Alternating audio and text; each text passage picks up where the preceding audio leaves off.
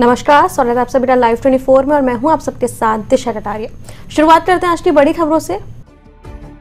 रायबरेली के भाजपा विधायक राम नरेश रावत हमेशा सुर्खियों में रहते हैं। कभी टोल प्लाजा पर गुंडाई के मामले में तो कभी अपनी ही सरकार में पुलिस की कार्यप्रणाली पर शिकायत को लेकर। इस बार बछरावा से विधायक जी अपने सामान्य ज्ञान को लेकर मीडिया में छा गए। बता दें कि 59,000 शिक्षक भर्ती मामले में यहाँ प्रमाण पत्र वितरित करने के लिए भाजपा विधायक ने कैमरे के सामने ऐसा बयान दे दिया जिसको सुनकर आपको भी हंसी आ जाएगी। बता दें कि विधायक जी राम नरेश रावत को यह तक नहीं पता कि उनकी भाजपा की सरकार कब बनी है, जबकि सरकार 2017 में बनी है। तो कैमरे पर भाजपा विधायक 1917 में सरकार को बनना बताते हैं। तो आइए सुनिए भाजपा विधायक का ये बचकाना बयान। देखिए 59,000 के आसपास 59,000 प्लस शिक्षकों को प्रमाण पत्र वितरण किया गया है। उसमें 56 लोग रायबरेली के प्रमाण पत्र वितरण किए गए हैं। आज उन प्रमाण पत्रों को वितरण करने का सौभाग्य मुझे प्राप्त हुआ, इसलिए गुरुजनों को ढेर सारी शुभकामनाएं देता हूँ। अगर देखा जाए तो काफ़ी लेट हो गया, चुनाव भी है 2022 में, तो क्या लगता है चुनावी हथकंडा अपनाया जा रहा है युवाओं के साथ? देखिए ऐसा है, 1919 में सरकार बनने के 1917 में हमारी सरकार बनी। उसके बाद में शिक्षकों की ओर से कई जगहों पर कोर्ट में मुकदमा दायर हो गया। आज मुख्यमंत्री जी ने अपने संबोधन में इस बात को कहा भी। और उसके अलावा जब सुप्रीम कोर्ट से मामला निपटारा हुआ तो सुप्रीम कोर्ट चला गया। सुप्रीम कोर्ट से जब निस्तारित हुआ है, सरकार लगातार प्रयासरत थी, कोर्ट में भी पैरवी किया और सुप्रीम कोर्ट में भी पैरवी किया, जिसका परिणाम है आज 59,000 लोगों को प्रमाण पत्र वितरण किया गया। सूरत के मुख्यमंत्री योगी आदित्यनाथ ने गोरखपुर में उद्योग भवन का लोकार्पण किया। साथ ही गीडा के सीईओ को स्कॉच सिल्वर अवार्ड से सम्मानित भी किया। इस दौरान सीएम योगी ने कहा कि कोरोना के चलते सरकार ने श्रमिकों को जहां रोजगार दिलाया, तो वहीं रोजगार दिलाने की दिशा में सीईओ गीडा ने उद्यमिता प्रशिक्षण केंद्र की स्थापना करके स्थानीय प्रवासी मजदूरों को एलईडी बल्ब, झालर, सोलर लैंप, बल्ब सहित अन्य उपकरणों को बनाने का हुनर प्रदान किया, जिसमें विभिन्न चरणों में सफलता प्राप्त करते हुए गीडा को सिल्वर स्कॉच अवार्ड प्राप्त हुआ है। इसी दौरान सहजनवा के विधायक शीतल पांडे द्वारा बाईपास बनाने के लिए सीएम को मांग पत्र भी दिया गया।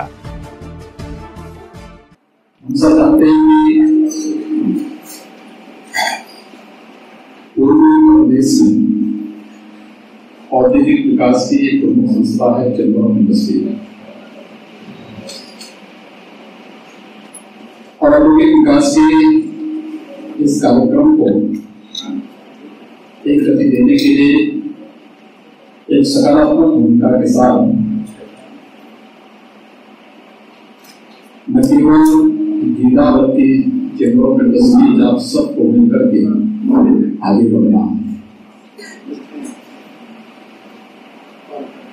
देश के अंदर, प्रदेश के अंदर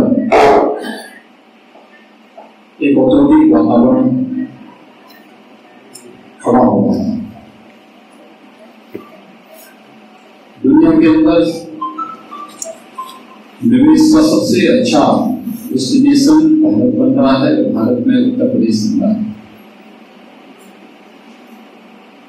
तो स्वाभाविक रूप से एक स्थानीय स्तर पर हम इन सब बातों पर समय रहते विचार नहीं करेंगे तो फिर विकास की प्रक्रिया से बहुत पीछे छूट। लखनऊ के गोमती नगर में संयुक्त उद्योग व्यापार मंडल का शपथ ग्रहण समारोह संपन्न हुआ। इस दौरान व्यापार मंडल ने गोमती नगर इकाई का गठन करते हुए मंडल के पदाधिकारियों को सम्मानित भी किया। इसी के साथ व्यापारियों के हितों की रक्षा के लिए व्यापार मंडल को सदैव अग्रणी बताया। तो साथ ही किसानों के मुद्दों पर व्यापार मंडल ने उनका समर्थन किया और किसानों की मांग के लिए प्रदर्शन किए जाने की बात को भी कहा। देखिए, हम लोग का फोकस हमेशा व्यापारियों के ही मुद्दों पे रहा हो, चाहे वो न्यूसेंस किसी के द्वारा करा गया हो, चाहे वो व्यापारी का अतिक्रमण हटाने का हो, चाहे वो व्यापारी की किसी भी चीज़ की परेशानी हो। हम हमेशा व्यापारियों के साथ खड़े हैं, हर मुश्किल में किसी भी तरीके की प्रॉब्लम व्यापारियों के साथ। लगातार चाइना का विरोध हो रहा है जी, चीन से काफ़ी सामान आता है, बिकता है जी, और व्यापारी उसमें मोटा मुनाफा कमाते हैं जी। आज के दौर में जब चाइना से सामान पर पाबंदी लग चुकी है, सामान आ भी नहीं रहा है, किस तरह की परेशानियों का सामना करना पड़ रहा है व्यापारियों को? देखिए, व्यापारी, ये तो वही वाली बात हो गई कि पहले आप एक आसानी मुहैया कराएं, उसके बाद आसानी छीन लें। पहले आपने चाइना को पब्लिश करा, चाइना को पुरजोर आपने सपोर्ट करा, चाइना को आगे से आगे रखा प्रोडक्ट में। आज जब चाइना का ही प्रोडक्ट लोग खरीदना चाह रहे हैं तो वो बंद कर दिया, तो व्यापारी ज़मीन पर है। व्यापारी विकल्प ढूंढेगा क्या? बिल्कुल विकल्प ढूंढेगा। विकल्प के लिए हम लोग तैयार नहीं हैं बिल्कुल। हमारे पास प्रोडक्शन इंडस्ट्रीज़ नहीं है, हमारे पास टॉय मेकिंग इंडस्ट्रीज़ नहीं है उस तरीके की। हम उस बजट में, उस कॉस्ट में प्रोडक्टिव कर ही नहीं सकते। उसके लिए हमको बहुत स्ट्रांग होना पड़ेगा। उसके लिए हमें अपनी उत्पादन क्षमता बढ़ानी पड़ेगी, जो हमारे पास अभी तैयार नहीं है। हमीरपुर की जिला पंचायत अध्यक्ष जयंती राजपूत को इलाहाबाद हाईकोर्ट से बड़ा झटका लगा है। हाईकोर्ट ने जिला पंचायत अध्यक्ष वंदना यादव के खिलाफ लाए गए अविश्वास प्रस्ताव को अवैध करार दे दिया। तो साथ ही इस नए आदेश के बाद भारतीय जनता पार्टी की हमीरपुर से जिला पंचायत अध्यक्ष जयंती राजपूत को अपना पद छोड़ना पड़ेगा और उनकी जगह हमीरपुर की जिला पंचायत अध्यक्ष की कुर्सी पर अब समाजवादी पार्टी की वंदना यादव काबिज होंगी। बता दें कि पंचायत अध्यक्ष के खिलाफ 2 अप्रैल 2018 को अविश्वास प्रस्ताव लाने के बाद चुनाव कराया गया था, जिसमें वंदना यादव की जगह जयंती राजपूत को जिला पंचायत अध्यक्ष बनाया गया था, जिसमें मामला हाईकोर्ट पहुंचा और अब डिवीजन बेंच ने वंदना यादव के हक में फैसला सुनाते हुए अविश्वास प्रस्ताव जारी किया और चुनाव को अवैध करार कर दिया। ऑर्डर को रख लिया है। उन्होंने कहा मुझे थोड़ा सा इसको देख लेने दीजिए, समझ लेने दीजिए। उन्होंने 1 दिन का समय लिया है। अगर इसके बाद अगर वो कुछ नहीं करते हैं तो हम माननीय न्यायालय में जाके कंटेम्प्ट करेंगे और सड़कों पे, जैसे कि हमारे माननीय जिलाध्यक्ष जी बोल रहे हैं, तो हम लोग आके सड़कों पे उतरेंगे। क्योंकि हम लोग लगातार संघर्ष करते रहे हैं, उसी के आदी हैं हम समाजवादी हैं, संघर्ष के हम आदी हैं। अधिकारी से हम लोग मिले, हमने अपनी पूरी बात बताई। जो हमारा कोर्ट का फैसला है 18 अप्रैल 2018 से पुनः जिला पंचायत अध्यक्ष वंदना यादव ही है। आज माननीय उच्च न्यायालय का जो डिसीजन निर्णय आया है जिला पंचायत को लेकर के, तो जिला पंचायत का जो अविश्वास आया था वो इनलीगल है और जो इलेक्शन हुआ था वो इनलीगल है, नोटिफिकेशन इनलीगल है। कुल मिलाकर के जो रिजल्ट आया था अविश्वास के बाद का वो इनलीगल है। टोटली जो जिला पंचायत अभी जो फर्जी ढंग से जिनको अध्यक्ष बना रखा था, टोटली वो इनलीगल है। माननीय उच्च न्यायालय ने उनको हटा करके ये कहा है कि जो 2018 2 अप्रैल से पहले की जो स्थिति है वो बरकरार रहेगी। डॉक्टर वंदना यादव ही जिला पंचायत की अध्यक्ष रहेगी।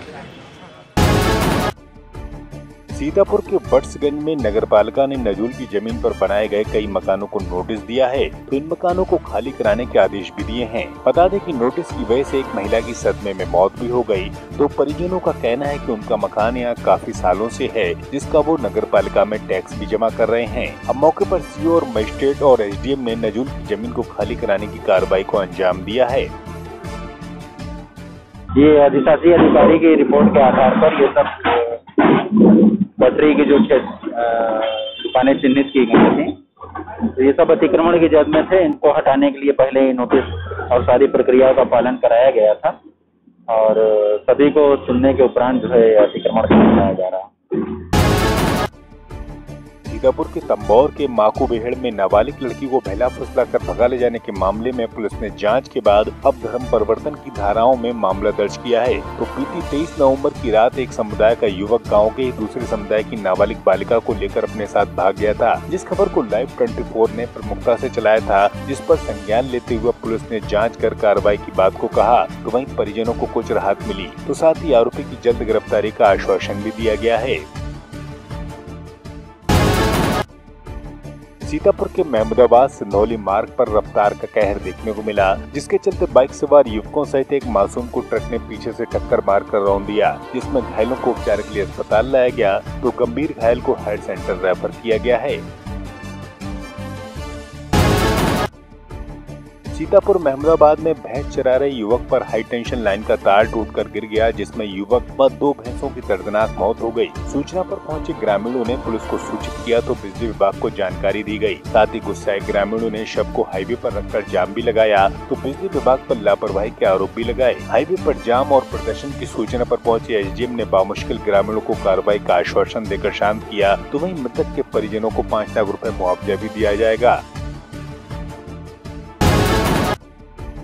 महान कवि भगवती चरण वर्मा के नाम पर बनाए गए पार्क का उद्घाटन भारतीय जनता पार्टी के प्रदेश संगठन मंत्री सुनील बंसल द्वारा किया गया। इस मौके पर अल्पसंख्यक राज्य मंत्री मोहसिन रजा भी मौजूद रहे, तो आयोजन में क्षेत्रीय विधायकों ने भी शिरकत की। इस दौरान पत्रकारों ने मंत्री जी से लव जिहाद पर सवाल किए, जिसमें मंत्री मोहसिन रजा ने बेबाकी से जवाब दिया, तो वहीं किसानों के मुद्दे पर चल रहे आंदोलन पर अपनी राय भी पत्रकारों के सामने रखी।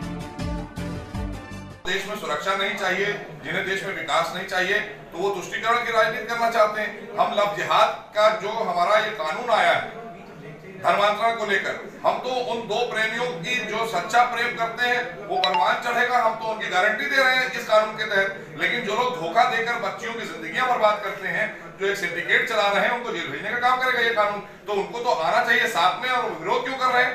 क्योंकि तुष्टीकरण की राजनीति है और उन लोगों से वो जुड़े हुए लोग हैं। मंत्री जी, किसानों का आंदोलन लगातार बढ़ता चला जा रहा है। किसान लगातार मांग कर रहे हैं कि संसद का विशेष सत्र बुलाकर यह काला कानून रद्द करें, वरना बंद कर देंगे दिल्ली के सभी रास्ते। देखिए, भारतीय जनता पार्टी की सरकार किसानों के हित में रहती है, नौजवानों के हित में रहती है। हमने किसान, नौजवान और रोजगार इसको लेकर सरकारें चलाई हैं, और किसानों को लेकर जितना सम्मान और जितना काम आदरणीय मोदी जी की सरकार ने देश में किया है और हम लगातार कर रहे हैं, उसको गुमराह करने का काम विपक्ष कर रहा है, जिसने कुछ नहीं किया। विपक्ष ने ही आज किसान भाइयों को फिर परेशान किया। जब जब कोई इशू उठाता है तो विपक्ष के लोग उन्हें गुमराह करने जाते हैं। और आदरणीय मोदी जी की सरकार ने जब से केंद्र में आई है, हमने सारी योजनाएं जो भी हमने नीतियां बनाई हैं वो किसान हित की हैं, और ये इनको जाकर गुमराह करने का काम कांग्रेस या अन्य दल जो क्षेत्रीय हैं वो कर रहे हैं अपने निजी स्वार्थ के लिए। वो किसानों के, हमारे किसान भाइयों के हित की बात नहीं कर रहे हैं, वो उनका अहित कराने के लिए उनको सड़क पर छोड़कर और पीछे से उनको उकसाने का काम कर रहे हैं। और हम, जैसे हमने कहा कि एक आधारित जो उनका रेट है उसको तय कर दिया है कि इसके नीचे नहीं जाएगा, हम उसकी व्यवस्था दे रहे हैं। कानून हमारा और हमारी सरकार ने वो व्यवस्था दी है। इसमें कांग्रेस ने तो कभी कुछ किया ही नहीं। ये तो फर्जी का नारा दिया करते थे, जय जवान जय किसान, और उसके बाद किसानों को लूट के फेंक दिया था इन्होंने देश में। आज भारतीय जनता पार्टी की सरकार किसानों को संपन्न करने का काम कर रही है। बलरामपुर के तुलसीपुर में दबंग भूमाफिया विधवा की जमीन पर कब्जा करने का प्रयास कर रहे हैं, तो मामला महुआ जैतापुर का है, जहां विधवा हनीफा की जमीन पर दबंगों ने बुनियाद को तोड़ दिया और ईंट भी उठाकर ले गए। इस मामले में विधवा ने पुलिस से गुहार लगाई, तो विधवा की अभी तक नहीं सुनी गई, तो वहीं अब विधवा पुलिस से इंसाफ की गुहार लगा रही है। महुआ ग्राम सभा की जो है एक महिला है, वो हमारी मौकिल है, उसका नाम हनीफा है, वो विधवा है। उसके लड़के जो है वर्तमान में यहाँ नहीं है, चूँकि 2008 के संभवतः 2008 में जो है उसको अस्थायी निषेधाज्ञा माननीय न्यायालय के द्वारा मुंसफ मजिस्ट्रेट बलरामपुर के द्वारा मिला हुआ है। उस पर अवैध रूप से लोग, विपक्षी लोग कब्जा कर रहे हैं। बरेली के आंवला के अलीगंज में मुखबिर की सूचना पर प्रशासन ने कार्रवाई करते हुए भारी मात्रा में नकली तेल को बरामद किया। तो बता दें कि एसडीएम आंवला कमलेश कुमार सिंह ने अलीगंज में जय बजरंग ट्रेडर्स के यहाँ छापा मारा, जिसमें एसडीएम ने कई तेल मार्का कंपनियों के नकली तेल को बरामद किया। सूचना पर पहुंचे फूड इंस्पेक्टर वीरेंद्र सिंह ने बताया कि यहाँ से 915 लीटर तेल जब्त किया गया है, तो वहीं सभी को सैंपल के लिए भेजा गया है। जाँच के बाद अब आगे की कार्रवाई की जाएगी। तो बता दें कि बीते काफी समय से क्षेत्र में नकली सरसों के तेल का काला कारोबार किया जा रहा था।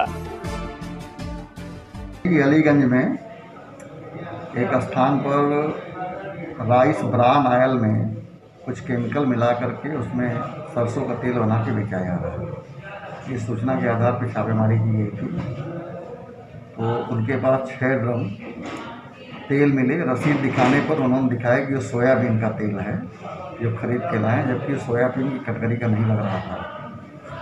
तो उसको जो है उसकी सैंपलिंग कराई गई और जितने भी वहाँ पे उपलब्ध हुआ 6 ड्रम तेल उसको जो है सीज कराया गया। जांच रिपोर्ट आने के बाद उसमें कार्रवाई की। मेरे साथ इस बुलेटिन में इतना ही। देश दुनिया तमाम बड़ी खबरों के लिए देखते रहे Live 24।